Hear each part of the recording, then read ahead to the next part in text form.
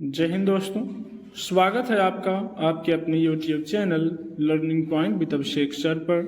दोस्तों, अगर आप चैनल पर नए हैं तो चैनल को सब्सक्राइब कर लीजिए और बेल आइकन प्रेस कीजिए ताकि आप डेली डिक्टेशन पा सकें। दोस्तों, आप सबके लिए Uttarakhand APS, UK triple SC, UP triple SC, Allahabad high court और RSM SSB के लिए स्पेशल पेड बैचेज चलाए जा रहे हैं। तो अगर आप कोई भी पेड बैच ज्वाइन करना चाहते हैं तो आप इस नंबर पर संपर्क कर सकते हैं 7393976701। आप हमें इस नंबर पर व्हाट्सएप या टेलीग्राम पर मैसेज कर सकते हैं और बैच की इंफॉर्मेशन ले सकते हैं। आपकी डिक्टेशन शुरू होगी 5 सेकंड बाद।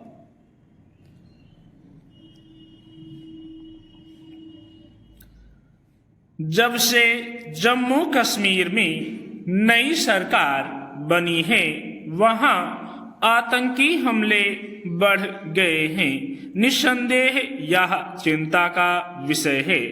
माना जा रहा था कि विधानसभा चुनाव के बाद वहां स्थानीय लोगों के हाथ में व्यवस्था आएगी तो दहशत का सिलसिला रुक जाएगा, मगर स्थितियां इसके उलट नजर आ रही हैं। वहां सरकार बनने के बाद अब तक 5 आतंकी हमले हो चुके हैं, जिनमें बाहरी मजदूरों और सुरक्षा बलों को निशाना बनाया गया।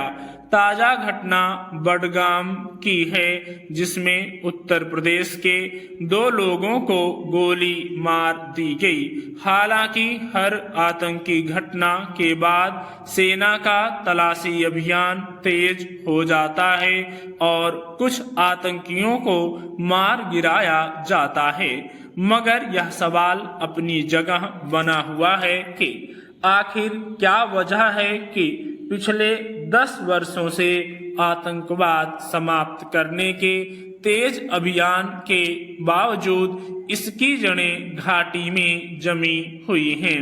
सरकार बार बार दावे करती रही है कि घाटी में आतंकवादियों की कमर टूट चुकी है, वे केवल कुछ क्षेत्रों तक सिमट कर रह गए हैं, मगर हकीकत यह है कि कुछ अंतराल पर दहशतगर्द अपनी साजिशों को अंजाम देने में कामयाब हो जाते हैं।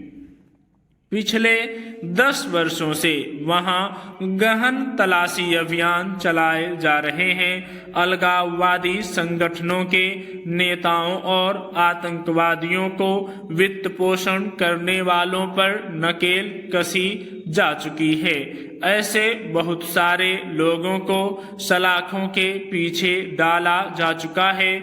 हजारों बैंक खाते बंद किए जा चुके हैं। सीमा पार से जिन रास्तों से दहशतगर्दों को मदद मिल सकती थी, वे सारे बंद कर दिए गए हैं। इन वर्षों में बहुत सारे दहशतगर्द और उनके सरगना मारे जा चुके हैं। इसके बावजूद अगर वहां लक्षित हिंसा का सिलसिला रुक नहीं रहा, सुरक्षा बलों पर घात लगाकर हमले कम नहीं हो पा रहे हैं, तो इसके पीछे क्या वजह हो सकती है?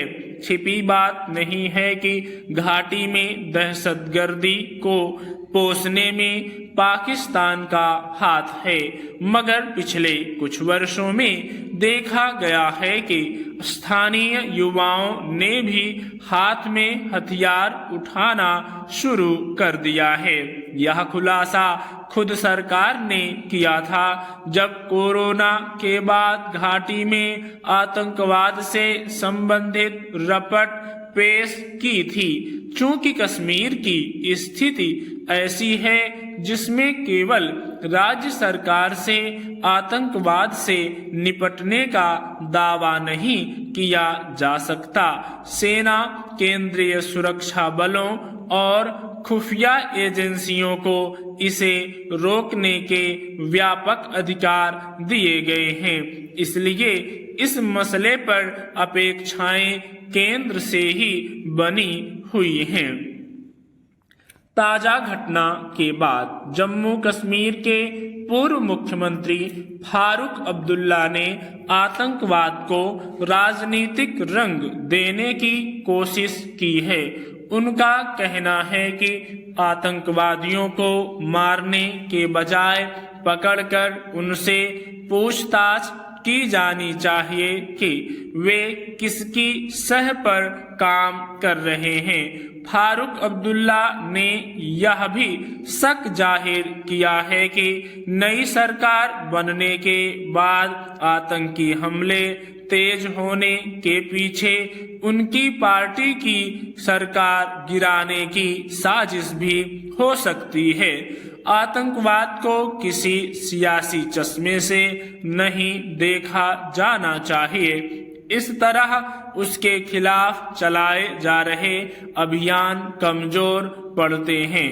अब जम्मू कश्मीर में नई सरकार बनी है तो उससे अपेक्षा की जाती है कि वह केंद्र के साथ मिलकर इस समस्या से पार पाने की रणनीति तैयार करेगी और समन्वित रूप से इस दिशा में आगे बढ़ा जाएगा। स्टॉप।